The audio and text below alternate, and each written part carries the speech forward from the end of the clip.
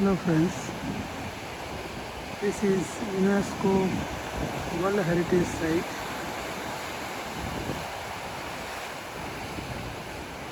in Newfoundland in Avalon Peninsula. It is called Mistaken Point because it was given a wrong name. And because of that, many ships they crash here because it is very rocky and people mistaken it for a different city and they came here and lots of ships they were broken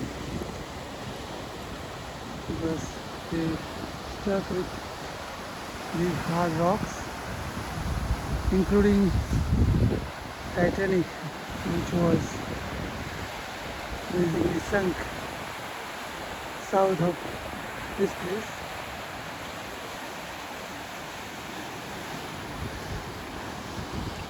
Here you find fossils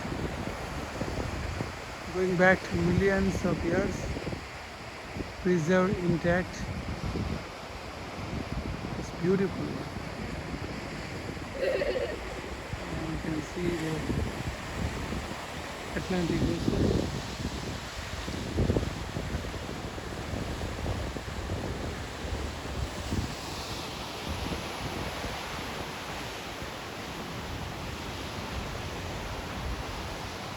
Okay.